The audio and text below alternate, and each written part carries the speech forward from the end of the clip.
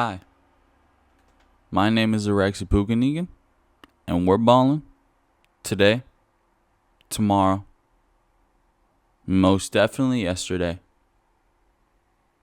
At what cost? Welcome, ladies and gentlemen, to another week. And this week, it's like we're 12 years old. You know, we're going through changes. We're going through some changes. Yeah. Time goes on. Things change.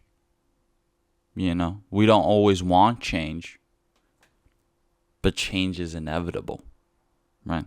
As you can see, the whiteboard behind me has made some changes. We have the undefeated teams, the Ballin, the official Ballin at what cost teams up in the back right there.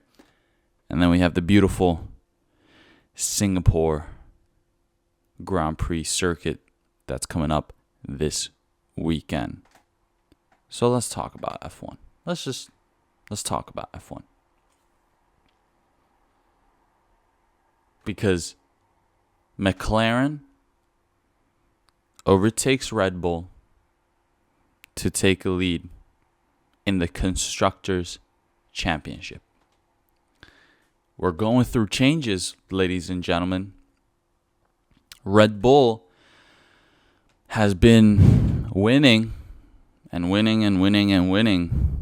the past 3 seasons. And we thought they were going to keep on winning for another 4th season.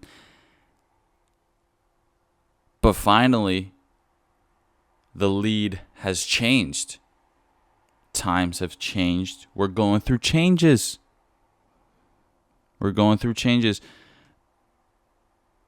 First time in a decade that this has happened for McLaren. Right? We're going through some changes. This is right.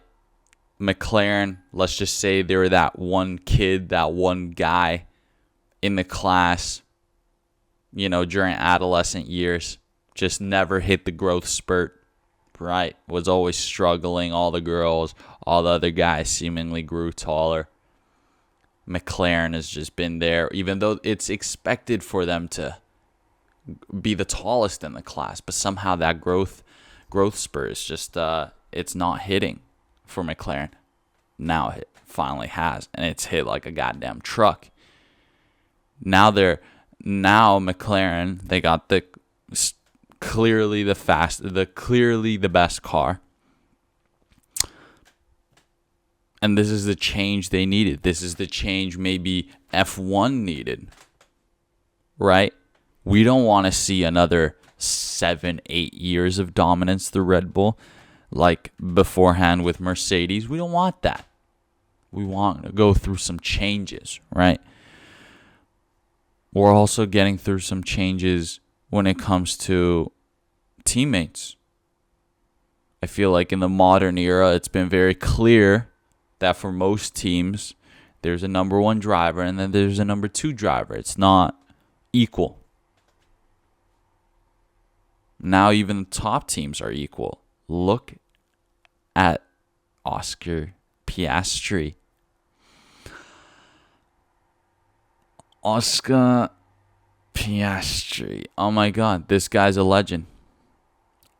He has, in his 18 months in Formula 1, give or take, he has the same amount of wins as Lando Norris has, and Lando Norris has been in Formula 1 for 5 years. Yeah, you can argue that McLaren, this is their first season that McLaren actually has a race-winning car, a Grand Prix winning car. However, this also just proves that you don't necessarily have to have a crazy amount of experience in an F1 car to be winning races. This is Oscar Piastri's 2nd season in F1. He's on the same level as Lando Norris. He's on. Oscar Piastri won in Azerbaijan. Even though he didn't start up on pole, he was able to make the move on Leclerc during the race, gain one position, and that's the most important position he needed to gain. I mean, isn't this wonderful? I mean, this is how impressive Oscar Piastri is. He's 22 years old. He's right, or 23. Right, he's younger than me. Right. And in most cases, I'd be like, you know what, fucking, I can do his job. But no, in this case, no, I can't. Oscar, I can never be like you. I wish I could, but there's not a single fucking universe out there in the world, in another timeline, that would be able to make me like you. I can't. I wish, if anything, you're on a godly level. No one is on the same level as you. Oscar, you're a serious legend. Another legend that I think there's you can almost paint like a George Russell lore, right, in F1. George Russell, right? I feel like this guy has grown with F1. Like this guy came in to F1 into Williams with a little bit of a smile, I'm a positive guy. He's very, he's an emotionally intelligent guy, but just still I'm just here to do my job. But now I feel like there's so much complexity and different angles to this guy that no one else has. I mean, this guy wins so big, but he also loses so big. It's kind of insane to me. When he actually wins a race, like for example Spa, the FIA, they disqualify his ass. But then on a race day where he's not really winning, he didn't necessarily exceed crazy expectations of his performance, and in those situations a couple cars crash in front of him, and then top 3 finish, I'm on the podium, let's go. Same thing in Austria. He was sitting comfortably in P3. Right? Okay, I got a podium. Lando and Verstappen have the incident. He picks up the win. Okay. And with this being said, I think George Russell, he's really evolving and learning. He's because this is obviously his life, right? It's that of just, he's learning life lessons through F1. It's really just, emotionally attached to this guy. Because, it's really interesting how the Spanish tries to reconquer the Mexican, kind of like a day after Mexican Independence Day. On track, 2 laps left, 3 laps left of the race. Sergio Perez, Carlos Sainz, they're fighting for, let's just say they're fighting for second position, because going into turn 1, they were still fighting for P2, right? Everybody, Perez, Sainz, and Leclerc all kind of were chasing down Leclerc. And he just, look, I can't say whose fault it was. I really can't, because it was just their Independence Day. I don't want to be I'm saying, because I always defend my boy Sainz, right? But I do think this was one of those, this was a God-given accident. This was Formula One gods came onto the track at that second and then made it happen. It was one of those. It wasn't like Lando Norris and Verstappen in Austria. That was just them like elbow to elbow, just battling it out. This one was just like, guys, how did that even happen in the first place? It's almost no one can answer it. So let's just put it on the Formula One gods. Formula One gods came in. I was watching the race in public transportation. I was in a tram.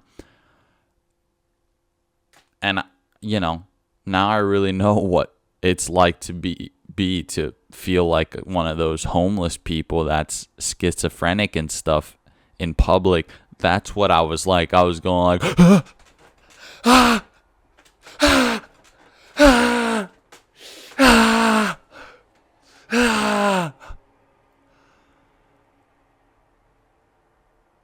That was my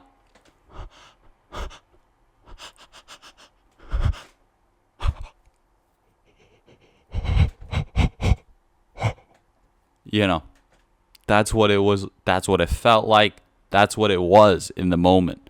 Because I thought this was all just good stuff so that they can get Leclerc out of P2, something like that. Sainz get in there, all that. I'm rooting for Perez. I think he's been struggling too much. For once during the race weekend, he was kind of like consistently on the pace or above the pace of Max Verstappen, right? It was the Formula One gods just coming out. No. Just denying everyone. But Formula One gods also came in with some blessings.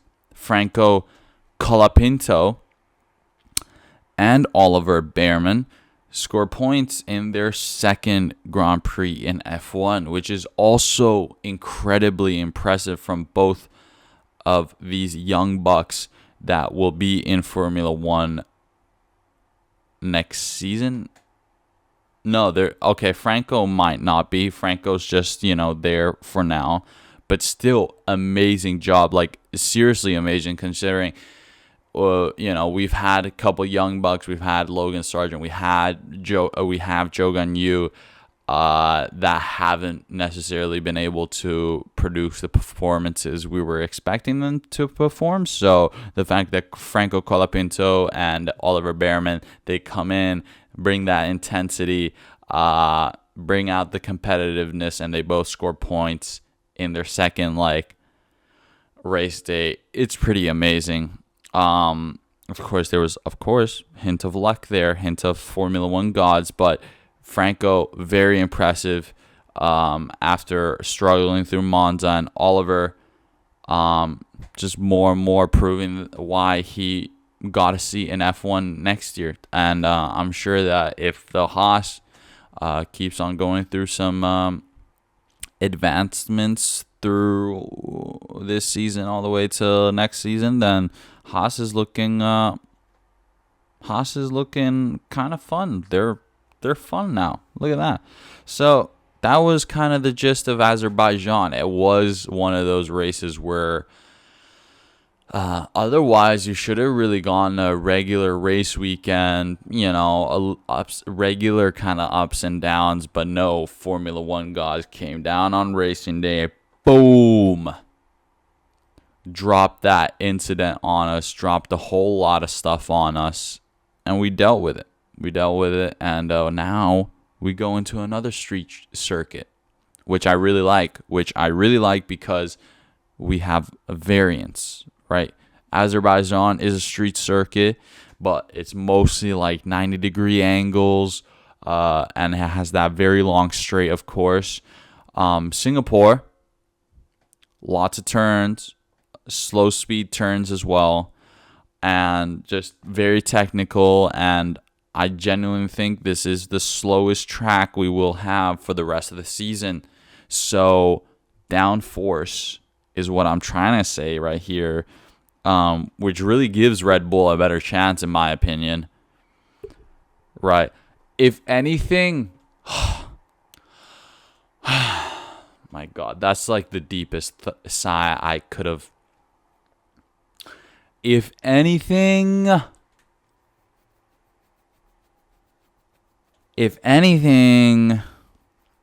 this might be the weekend that Verstappen denies Norris his hopes of becoming a driver's champion. I think this might be the weekend that just we lose hope, because not in the way that Norris, I think Verstappen might come in. Verstappen might come in and just say, hey, look, Christian, I need as much goddamn downforce as you got. I don't need anything else. Just give me the downforce. That's all I'm asking you. Just give me the downforce. I drive better than anyone else does. I know how to turn into corners better than anyone else does. I know how to get the throttle on the floor faster than anyone else does. Just let me cook.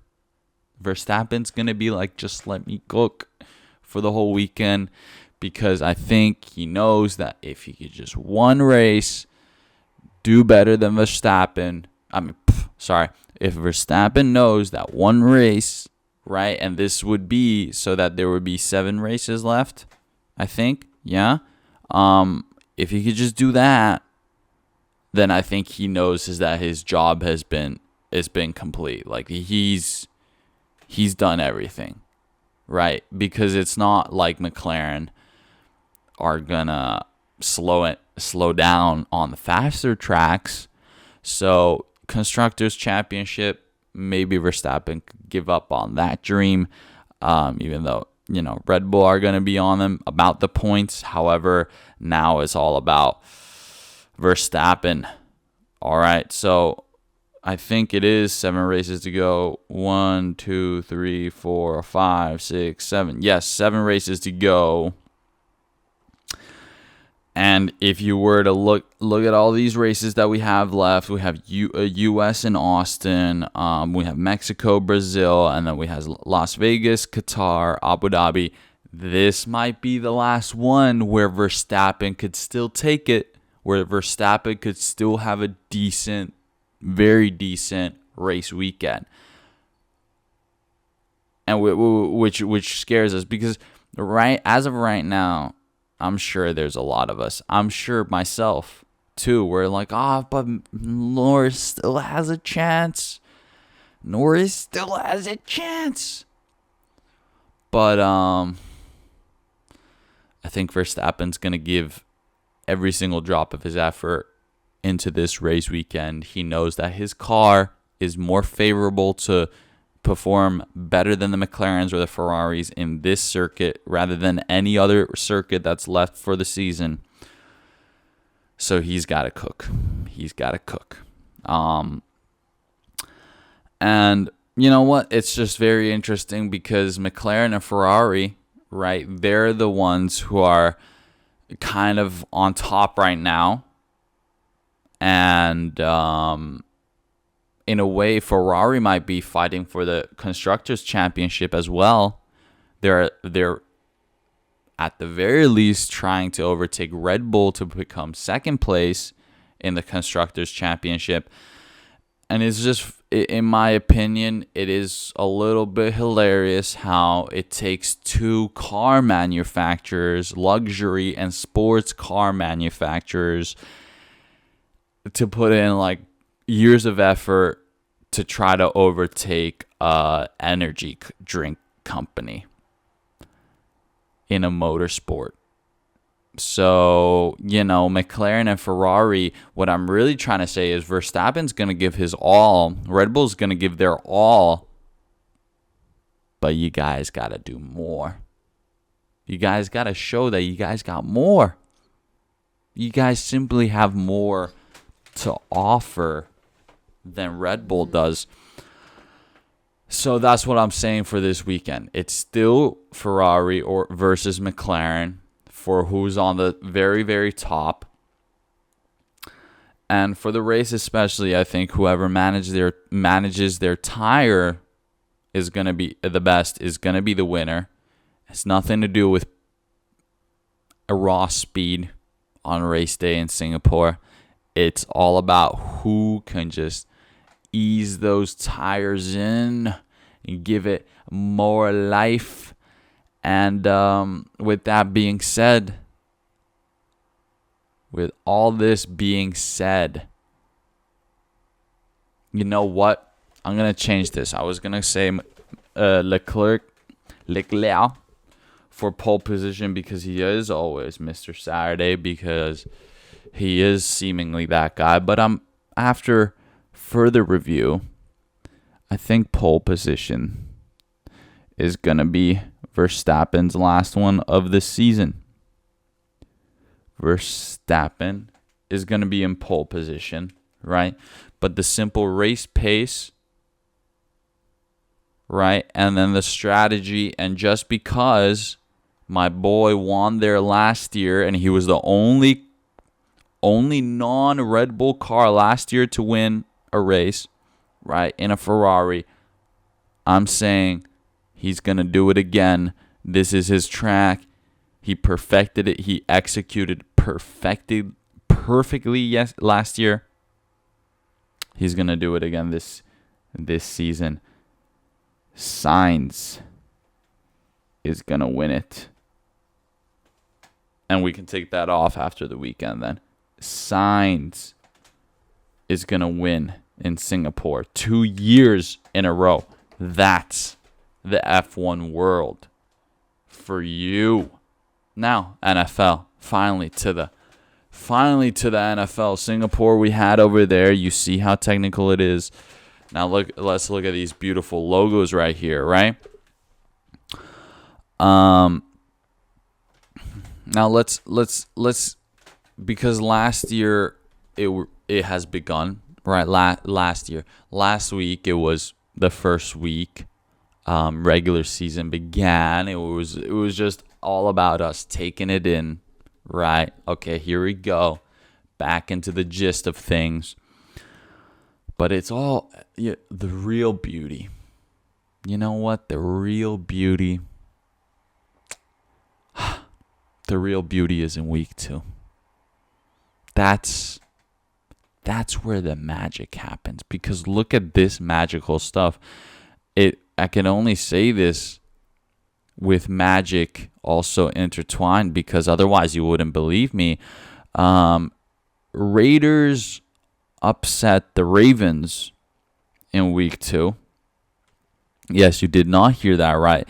Raiders upset the Ravens 26-23, which pushes the Ravens to an 0-2 start after they were one of the favorites to win the Super Bowl for this season, right? One of the stronger, right? Everybody's Ravens just, right? They got it together, right?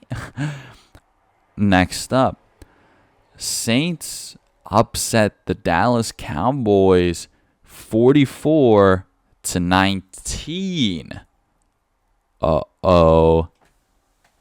Saints right there sitting comfortably right now at a 2-0 and have seemingly gone through both opponents so far with ease.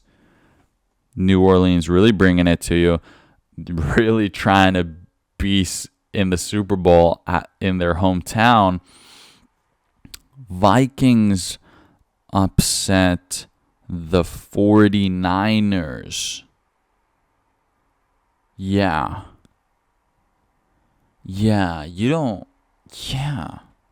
veteran quarterback. That's what we need. We don't need this, rookie quarterback sensation from the draft picks. No, dude. All you really need is veteran quarterback Sam Darnold, and Justin Jefferson will take care of the rest of the business. Ahead of the defense, just putting on the pressure on Brock Purdy. Brock, they got to you a little bit. The defense, it did. Don't lie to me, dude. Come on, Brock. I'm sure you're a great quarterback, but it got to you a little bit. Vikings, Minnesota Vikings suddenly 2-0 after, everyone seemingly dropping like flies during right before the season began. Falcons. The Battle of the Birds last night for Monday Night Football. The Atlanta Falcons, who seemed like they were doomed after the first week. Honestly, everyone was like, it might just be over for the Atlanta Falcons. But guess what? They upset the Philadelphia Eagles last night. Big upset. 22-21. We're back. Now the regular season is finally back. This sounds more like it. This is actually very insane. I mean, one thing that I thought is insane is Steelers are on top in the AFC North. We were going through the divisions. I was going like, well, I don't really know if the Steelers are going to be necessarily that bad, right? I thought everyone was shitting. I was like, but it's still Mike Tomlinson, right? Like, that's pretty much the only thing that matters. It's still Mike Tomlinson, right? Yeah. I mean, they don't even necessarily have a crazy good wide receiver, the Steelers. Like, they could, if they offensively want to move the ball forward, it's not that easy of a job. But now they're 2-0 while the rest of the division is 1-1 and 0-2. So Steelers are going to be making the playoffs once again. Now with Justin Fields starting. Very interesting. Now, Steelers, as good as they're looking right now, they're just balling right there as well.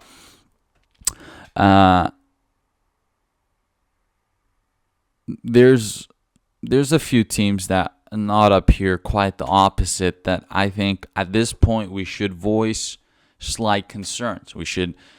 Week 2, we should just see, if we can voice it out like professionally, like criticism, professional criticism, then maybe it'll just turn into something better. Okay? Giants, New York Giants, not good, not going great. Daniel Jones has a big contract with the New York Giants. However, it's not looking like bright and sunny sunshine days in New York Giants. I do think maybe bring back Tommy DeVito.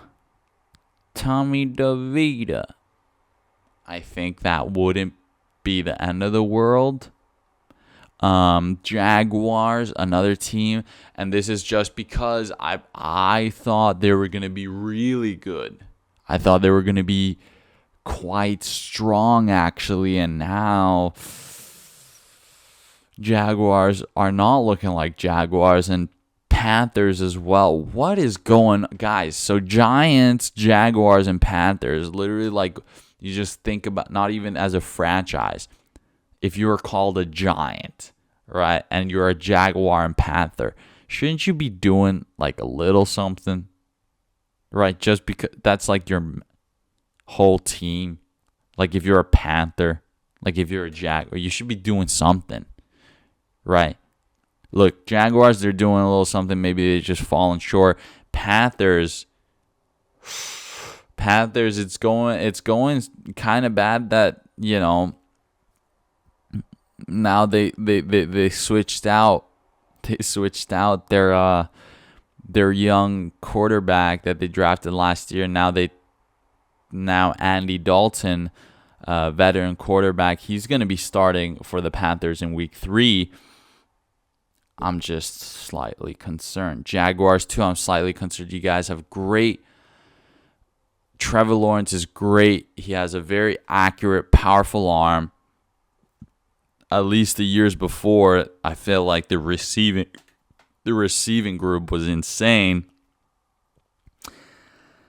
I again, it's just, I feel like things could be better. I really do feel like things could be better because if you look at this group right here, these are the teams that are currently 2-0, currently undefeated in week 2 of the 2024 NFL season. Look at Chargers, for example. Chargers had a really, really horrendous record last year. They still, right now, they're 2-0. Look at Buccaneers, right? Oh my God, Tom Brady is gone. Oh my God, Baker Mayfield, is he able to do it? Yeah, yeah. Look at the Buccaneers. Taking it easy, okay? Steelers too, Vikings too. We have teams up here that shouldn't be doing well, and they're doing great. Bills, Saints, Buccaneers, and Vikings right now are currently the ones that I think are balling the most out of control because they're playing fearlessly. They're not messing around here. They're out there on Sunday or whatever day it is to get their freaking job done, executed, bam, right? And in terms of the divisions, right, because at the end of the day, that's when the playoffs really start, coming into factor. It's your seeding within the division. On the AFC side, the East is looking rather competitive. If you look at Buffalo Bills being 2-0, New England Patriots being 1-1, New York Jets being 1-1, and Miami Dolphins being 1-1. Now, all of these 1-1 teams, I feel like these are teams that are going to be winning and then losing, winning and losing, winning and losing, a little bit 50-50 each weekend, right? Buffalo Bills, I could kind of say the same thing. However, as of right now, they're playing all right. They just beat the Dolphins as well in quite dominant fashion for Thursday Night Football. Josh Allen, is this my boy Josh's year? It might just be. And on the NFC side, NFC North is looking all of a sudden very competitive. Minnesota Vikings, they're 2-0. But then you got the Lions, you got the Bears, and then you got the Packers all sitting at 1-1. And I would argue Lions they haven't gone to their final form yet, or the form they want to be. Maybe it takes them a little bit of time. Bears, I think they're doing fine. Win a little, lose a little, win a little, lose a little. I think that might be the narrative of the season they have. And Packers, I think most of the weekends they should be favorites. Most of the weeks they should be favorites. Sometimes they might be underdogs against like the obviously stronger teams. However, Packers still have a chance as well. So NFC North shaping up nicely. The only NFC North and AFC East being the only divisions right now that doesn't have a team with a 0-2 start. So just that, if you compare it to, let's just say, if you compare this to like AFC South, where the Texans are the only team who are 2-0, and the rest of the teams, Colts, Jaguars, and Titans, are 0-2.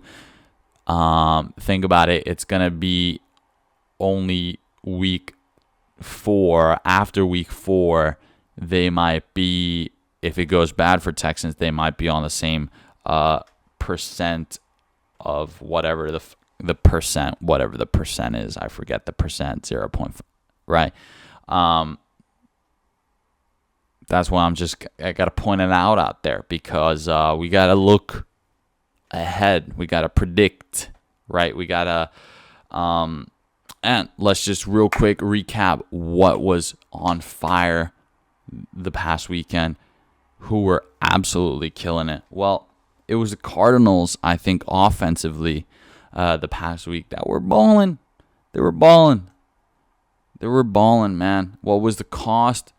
A high draft pick, but they are balling. Kyler Murray, 17 completions with 21 attempts, 266 yards, 3 touchdowns.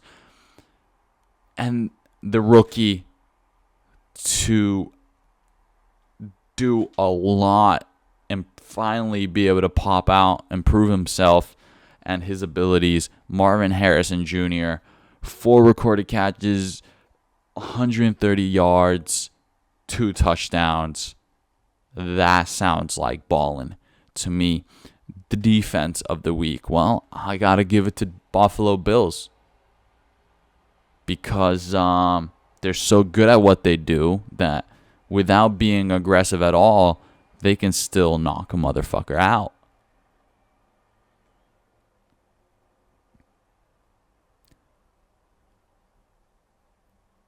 Damar Hamlin was not even right. Damar Hamlin was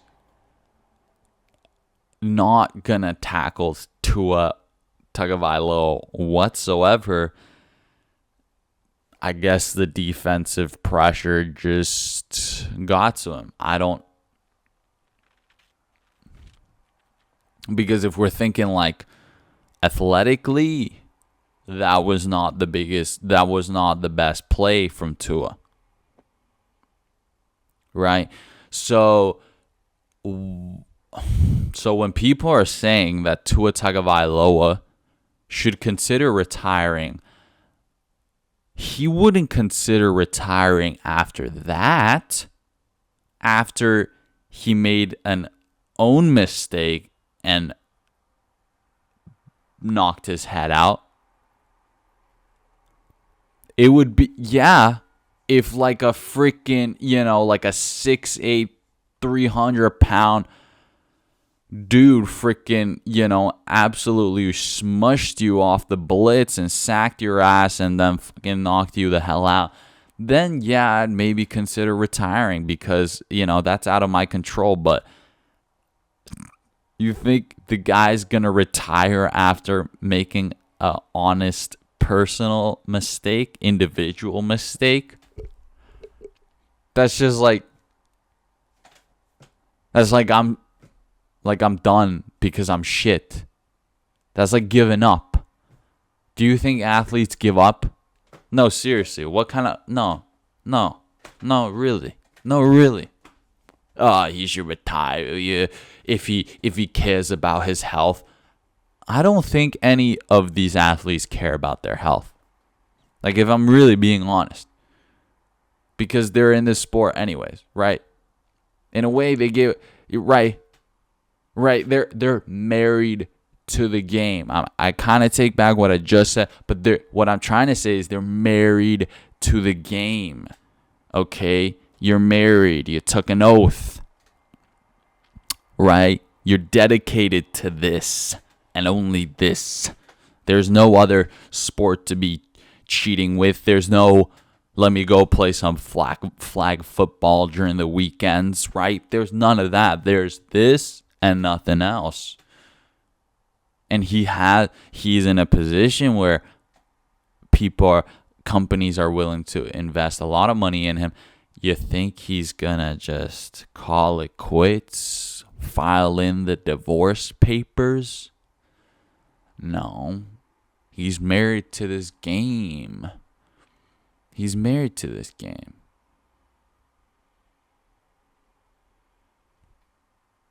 knows CTE is coming. A lot of these football players know CTE is coming. It's a thing that's going to happen. It's inevitable. But the whole point of why you keep on going is so you can win. So you can get the championship. And if you're a real one, and if you're a real athlete like Tua Tagovailoa, you don't quit until you win. And he's going to win before he quits. Mark my words.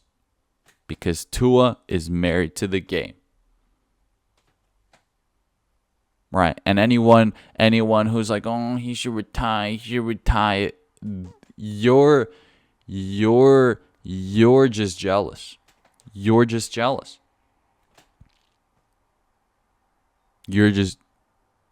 can't fathom. You can't fathom sacrifice. Couple head. What do you've heard of boxing, right? People have heard of boxing? Yeah, dude. Yeah. All right. Okay, yeah. He should retire. Yeah. Tua Tagovailoa should retire. But yeah, I want to see Jake Paul fight Mike Tyson. I want to see a 20-year-old beat up on a 50-year-old. But that's his choice. That's his, right? That's his. So shut the fuck up about it.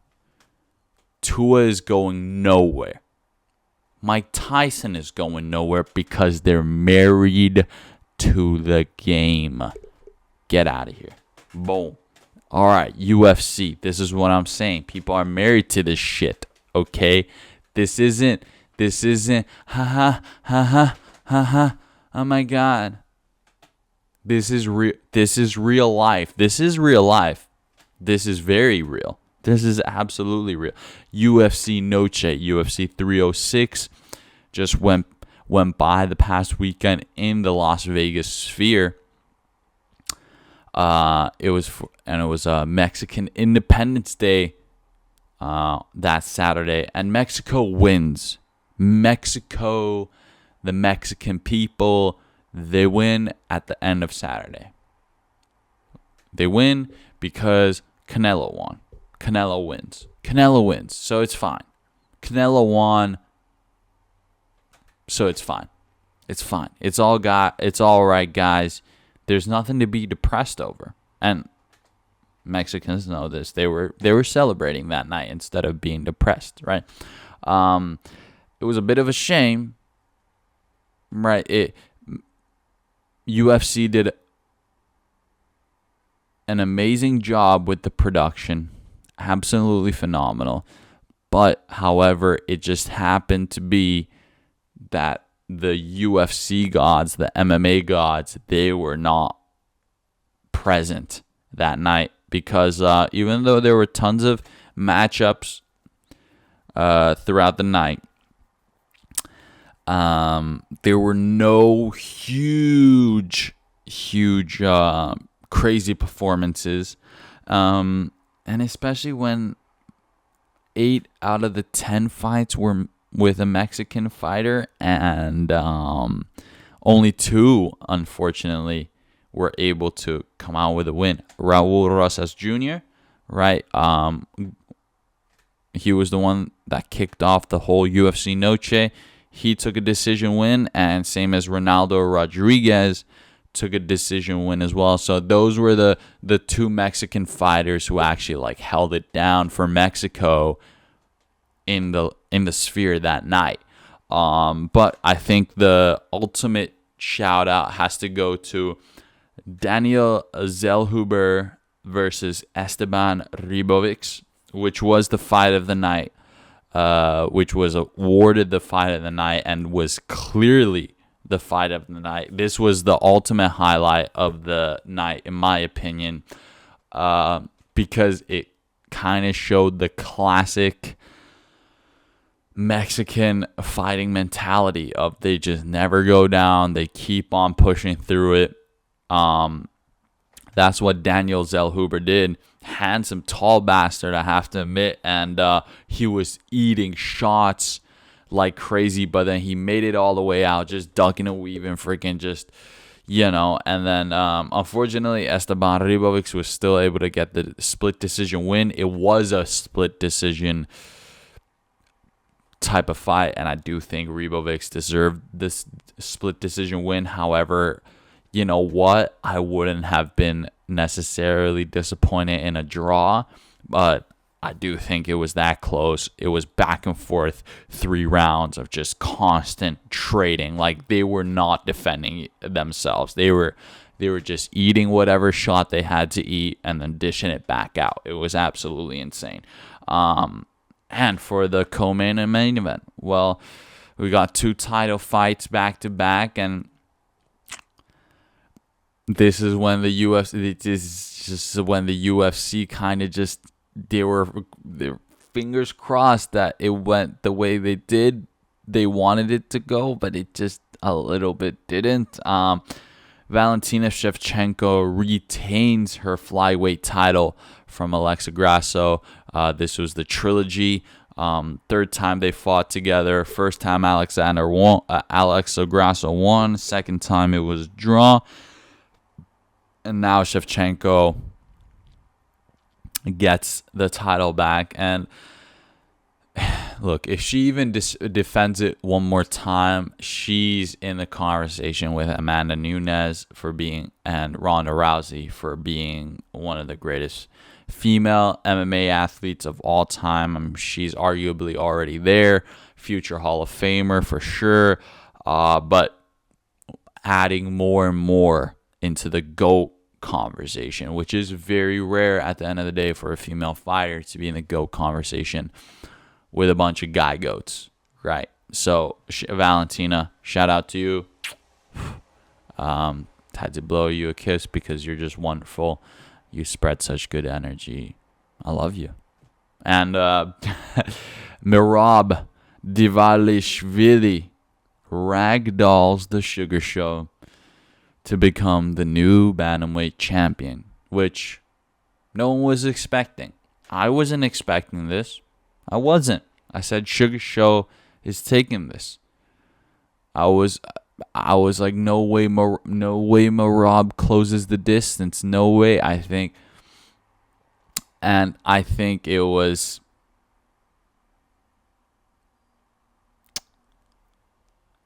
It's just a shame that Sugar Show and Tim Welch, they didn't drill the fuck out of that flying knee. That flying knee would have been the one. I think the knee was going to be the only one to actually put the lights out for Merab, and a few times it came close to landing. However, it was close, but no cigar. And with that being said, Merab closes the distance, takes him down, ground and pound, full control.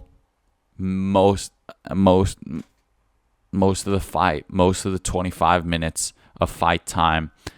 And the Sugar Show wasn't there. It was just Sean O'Malley trying his best. And I think this was one of those disappointing ones where Sean should have just understood that the only way he was going to get rid of him is by doing the KO. And I just don't know why they didn't come up with a better a KO game plan. I think it was too much of just like, oh yeah, Sean, just do your thing, man. Just keep the distance, snipe him in and out, in and out, in and out. It's like, I think this was one of those where he was just like, nah, dude, like you gotta like go in and just boom, one shot, get him out of there, and that's it. Because otherwise, Merab's just gonna be coming back. Merab is like Korean Zombie, pretty much. I think it's just a shorter, stronger Korean Zombie. It's the guy, the Georgian Zombie. I mean, this guy, yeah, he takes shots. You can't like.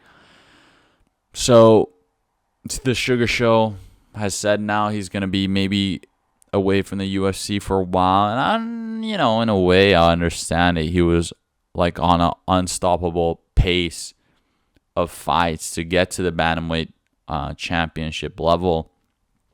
However, I do think he needs to revisit all the tactics possible before he comes back, because yeah, sure, you can go against Corey Sandhagen next, and I'm okay with that. Right, but let's just say you beat him, and then there is a inevitable rematch with Merab, because Merab looked pretty amazing. I don't think there's other guys out there that's gonna be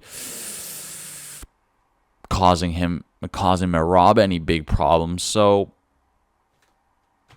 you gotta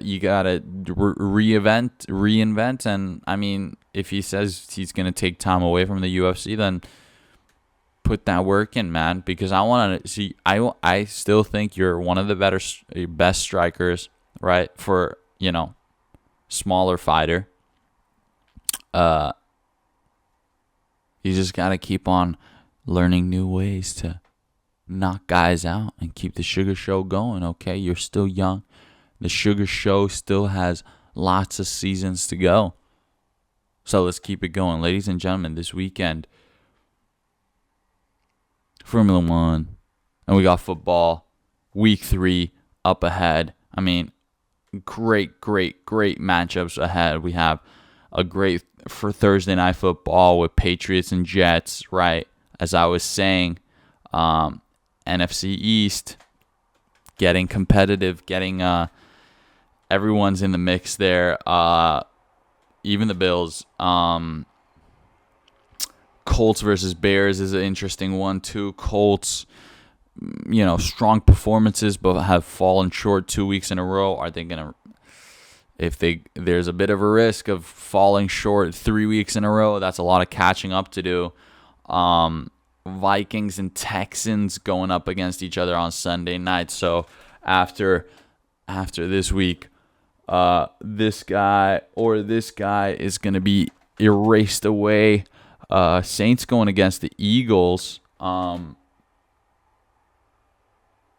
Is that the Eagles? Oh my God, I drew in the Eagles. Oh my God, Eagles aren't even undefeated. I guess I just love him so much because of Saquon.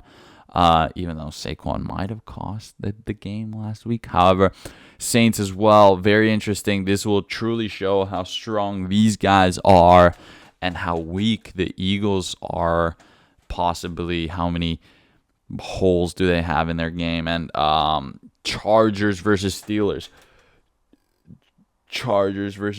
Those two guys, AFC West matchup of, let's see who does it. Let's see who, because Chiefs are 1-1. Right. Oh, wait, no. Chiefs are 2-0 too. Wait, whoa. Am I tripping now all of a sudden? No, sorry. Yeah. I am tripping. I am indeed. Sorry, ladies and gentlemen. Steelers and AFC North. I mixed that up for a second. But both teams surprisingly 2-0. Let's see who's not the surprise after this weekend. For the upsets, I do have to say I love the Buccaneers. They're up there. I love Baker Mayfield. However, I kind of think that Denver Broncos have the possibility of upsetting Buccaneers if the Bucs defense doesn't play out of their mind. And what other upsets I think? Cardinals have a real chance at upsetting the Lions, right? Because Lions have gotten a slow start to the season right now. And kind of a juggernaut matchup between Ravens and Cowboys, both predicted to be very strong, both struggling the first 2 weeks into the season. And and then there's actually 2 Monday Night Footballs, one of them being Jaguars and Bills, the other one being Commanders and Bengals. Bengals 0-2. Joe Burrow, what's happening? Cincinnati, please get it together. That's this week. Sounds like a solid week to me. Times are changing. Things are changing all the time. I'm Alexi Pukaniki. We're balling at what cost every single day. Without a doubt. I'll see you guys next week.